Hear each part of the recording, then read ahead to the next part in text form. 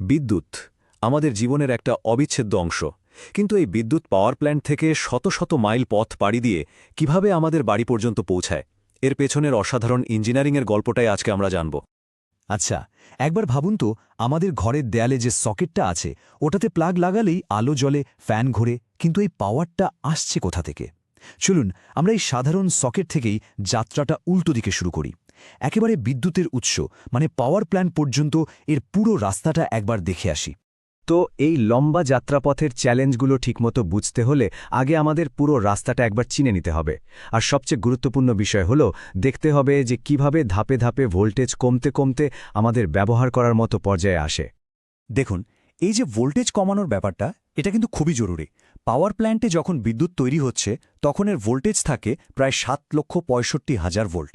সেখান থেকে লম্বা পথ পাড়ি দেওয়ার জন্য এটাকে এত হাই ভোল্টেজে পাঠানো হয়।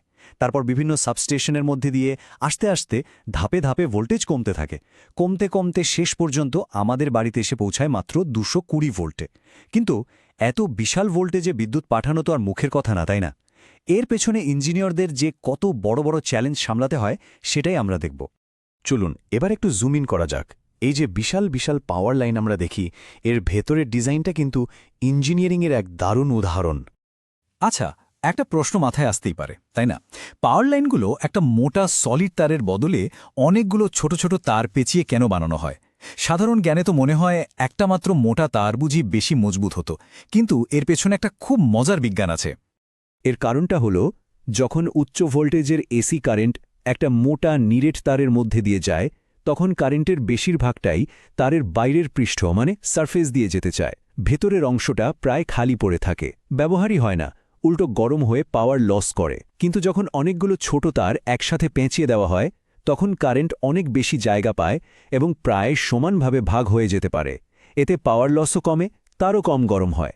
বিজ্ঞানের ভাষায় এই ঘটনাটাকে বলে স্কিন এফেক্ট, আর এই প্যাঁচানো ডিজাইনটা হলো এর দারুণ এক সমাধান। ব্যাপারটা একটু বুঝিয়ে বলি। ধরুন একটা 765 কিলোভোল্ট লাইন, যেটা দিয়ে অমছম হাই ভোল্টেজের এসি বা অল্টারনেটিং কারেন্ট যাচ্ছে। এই কারেন্টের প্রবণতা হলো এটা তারের বাইরের অংশ দিয়ে যাবে। এটা এতটাই সত্যি যে কারেন্ট হয়তো তারের মাত্র 0.6 মিলিমিটার গভীরে যেতে পারে। ভাবা যায়? তার মানে একটা মোটা সলিড তার ব্যবহার করলে এর ভেতরের প্রায় পুরোটাই আসলে কোনো কাজেই আসতো না, শুধু শুধু ওজন বাড়াতো আর গরম হয়ে শক্তি নষ্ট করত। এই স্কিন এফেক্টের সমাধান তো হলো, কিন্তু এই ডিজাইনটা আরও একটা বড় সমস্যার সমাধান করে। দেখুন, বিদ্যুৎ পরিবহনের জন্য অ্যালুমিনিয়াম কিন্তু দারুণ একটা জিনিস, কারণ এর রোধ বা রেজিস্ট্যান্স খুব কম। কিন্তু সমস্যা হলো অ্যালুমিনিয়াম অতটা শক্তিশালী না। দুটো টাওয়ারের মধ্যে প্রায় 300 মিটার দূরত্ব থাকে। এই লম্বা স্প্যানে অ্যালুমিনিয়াম নিদের ভারী ছিঁড়ে যেতে পারে। তাই এই তারের একদম কেন্দ্রে রাখা হয় স্টিলের মজবুত তার। স্টিল কারেন্ট পরিবহন করে না, এর একমাত্র কাজ হল পুরো তারটাকে যান্ত্রিক শক্তি বা মেকানিক্যাল স্ট্রেংথ দেওয়া। আর এর চারপাশে পেঁচিয়ে দেওয়া হয় অ্যালুমিনিয়ামের তার। এক কথায়, স্টিল শক্তি দেয় আর অ্যালুমিনিয়াম বিদ্যুৎ পরিবহন করে। এই কারণেই একে বলা হয় এসিএসআর বা অ্যালুমিনিয়াম কন্ডাক্টর স্টিল রিইনফোর্সড। তো তারের ডিজাইন তো বোঝা গেল, কিন্তু এই ট্রান্সমিশন লাইনগুলো তো আর ল্যাবরেটরিতে থাকে না। এগুলো বছরের পর বছর 24 ঘন্টা খোলা আকাশের নিচে থাকে। তাই ইঞ্জিনিয়ারদের গ্রীষ্মের প্রখর তাপ থেকে শুরু করে ঝোড়ো বাতাস সবকিছুই মাথায় রেখে ডিজাইন করতে হয়। যেমন ধরুন, গরমকালে কি হয়? তাপের কারণে যে কোনো ধাতুই প্রসারিত হয়, তাই না? এই তারগুলো গরমে লম্বা হয়ে যায় এবং নিজের ওজনের কারণে দুটো টাওয়ারের মাঝখানে কিছুটা ঝুলে পড়ে। এটাকে বলে স্যাগ। এটা স্বাভাবিক এবং এটা হবেই ধরে নিয়ে ডিজাইন করা হয়। কিন্তু আসল সমস্যা তৈরি করে বাতাস। বাতাসের কারণে যে কম্পন বা ভাইব্রেশন তৈরি হয় সেটা অনেক বেশি বিপজ্জনক হতে পারে। যখন তারের ওপর দিয়ে বাতাস বয়ে যায়, তখন এক ধরনের ঘূর্ণি বা ভর্টেক্স তৈরি হয়। এর ফলে পুরো লাইনটা গিটারের তারের মতো প্রচণ্ডভাবে কাঁপতে শুরু করতে পারে। এই কম্পন চলতে থাকলে তারটা দুর্বল হয়ে ছিঁড়ে যেতে পারে। এই সমস্যা সমাধানের জন্য টাওয়ারের কাছে তারের ওপর ডাম্বেলের মতো দেখতে কিছু জিনিস লাগানো থাকে। এগুলোকে বলে স্টক ব্রিজ ড্যাম্পার। এগুলো ঠিক গাড়ির শক অ্যাবজর্বারের মতো কাজ করে। বাতাসের তৈরি করা কম্পনগুলোকে শুষে নেয় আর লাইনকে সুরক্ষিত রাখে। আচ্ছা, কখনো কি কোনো হাই ভোল্টেজ লাইনের নিচ দিয়ে যাওয়ার সময় একটা অদ্ভুত গুঞ্জন বা হিসহিস শব্দ শুনেছেন? বিশেষ করে বর্ষাকালে বা যখন আবহাওয়া একটু ভেজা থাকে, তখন এটা বেশ পরিষ্কার শোনা যায়। এই শব্দের একটা কারণ আছে।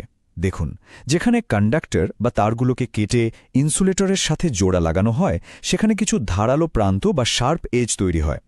এই ধারালো অংশগুলোতে ইলেকট্রিক ফিল্ড সাংঘাতিকভাবে বেড়ে যায়।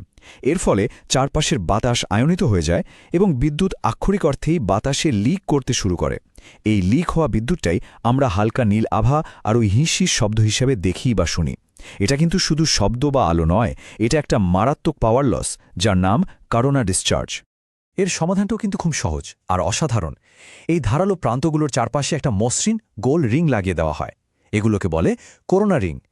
এই রিংগুলো ইলেকট্রিক ফিল্ডটাকে সমানভাবে ছড়িয়ে দেয়, কোথাও ঘনীভূত হতে দেয় না। ফলে পাওয়ার লসও বন্ধ হয়ে যায়। ভাবুন একবার, শুধু একটা জ্যামিতিক আকারের পরিবর্তন দিয়ে এত বড় একটা বৈদ্যুতিক সমস্যার সমাধান করে ফেলা হলো। তো করোনা রিং দিয়ে তো জয়েন্টের সমস্যার সমাধান করা হলো, কিন্তু পুরো লাইন জুড়েও তো অল্প বিস্তর করোনা লস হতে পারে, তাই না? সেটার জন্য ইঞ্জিনিয়াররা আরেকটা দারুণ কৌশল ব্যবহার করেন, যেটাকে বলে কন্ডাক্টর বান্ডেলিং। আপনারা হয়তো খেয়াল করে থাকবেন যে অনেক হাই ভোল্টেজ লাইনে একটা ফেজের জন্য একটা মোটা তারের বদলে 2, 3 বা এমনকি 4টে করে সমান্তরাল তার ব্যবহার করা হয়। এগুলোকে স্পেসার দিয়ে একে অপরের থেকে নির্দিষ্ট দূরত্বে রাখা হয়।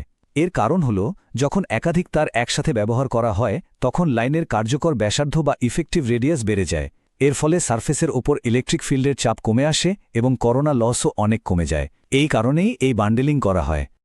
আচ্ছা, এ পর্যন্ত আমরা যত সমস্যার কথা বললাম সবই ছিল পাওয়ার লস বা ভোল্টেজ কমে যাওয়া নিয়ে।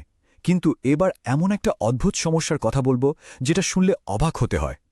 কখনো কখনো, বিশেষ করে খুব লম্বা ট্রান্সমিশন লাইনে, ভোল্টেজ কমার বদলে উল্টো বেড়ে যায়। কিন্তু এটা কিভাবে সম্ভব? ভোল্টেজ নিজে থেকে বেড়ে যায় কিভাবে? হ্যাঁ, এটা হয় কারণ লম্বা পাওয়ার লাইনগুলো নিজেদের অজান্তেই একটা বিশাল ইলেকট্রনিক কম্পোনেন্টের মতো আচরণ করতে শুরু করে।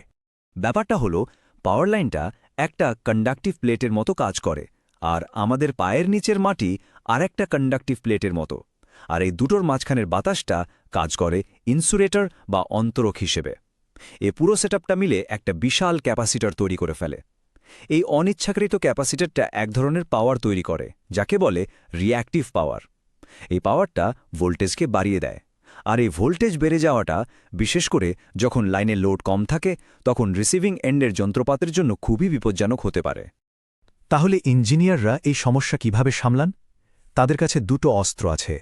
যখন ফেরান্তি এফেক্টের কারণে ভোল্টেজ বেশি বেড়ে যায় তখন তারা শান্ট রিঅ্যাক্টর ব্যবহার করেন। এটা অতিরিক্ত রিঅ্যাক্টিভ পাওয়ার শোষণ করে ভোল্টেজকে নামিয়ে আনে। আবার যখন ফ্যাক্টরি বা ইন্ডাস্ট্রির মতো ইন্ডাকটিভ লোডের কারণে ভোল্টেজ বেশি কমে যায় তখন তারা শান্ট ক্যাপাসিটর ব্যবহার করেন। এটা সিস্টেমে রিঅ্যাক্টিভ পাওয়ার যোগ করে ভোল্টেজকে বাড়িয়ে দেয়। এই দুটো বিপরীতধর্মী ডিভাইস ব্যবহার করে ইঞ্জিনিয়াররা পুরো গ্রিডের ভোল্টেজকে একদম নিখুঁতভাবে নিয়ন্ত্রণ করেন। এতক্ষণ তো আমরা অনেক থিওরি জানলাম। চলুন এবার দেখি এই জ্ঞানটা দিয়ে আমরা বাস্তবে কি করতে পারি।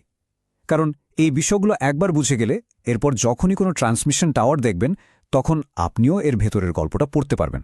যেমন ধরুন, একটা সহজ উপায় হল ইনসুলেটর গোনা। তারগুলোকে টাওয়ার থেকে আলাদা রাখার জন্য যে পোর্সেলিনের চাকতির মতো জিনিসগুলো ব্যবহার করা হয় সেগুলোকে বলে ইনসুলেটর ডিস্ক। একটা মোটামুটি নিয়ম হল, প্রতিটা ডিস্ক প্রায় 11 কিলোভোল্ট ভোল্টেজ সামলাতে পারে। তাহলে যদি দেখেন কোথাও 3টা ডিস্ক আছে, তার মানে ওটা সম্ভবত একটা 33 কিলোভোল্টের লাইন।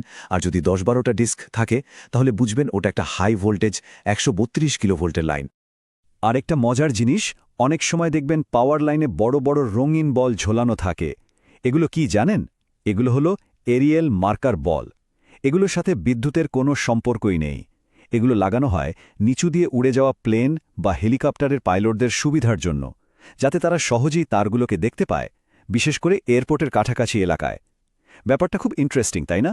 এটা আমাদের দেখায় যে একটা ট্রান্সমিশন লাইন ডিজাইন করার সময় শুধু ইলেকট্রিক্যাল ইঞ্জিনিয়ারিং নয়, বরং পারিপার্শ্বিক পৃথিবীর সাথে যোগাযোগটাকেও কতটা গুরুত্ব দিতে হয়। তো এই হল বিদ্যুৎ পরিবহনের পেছনের কিছু অসাধারণ ইঞ্জিনিয়ারিংয়ের গল্প। কিন্তু এখানেই তো শেষ নয়।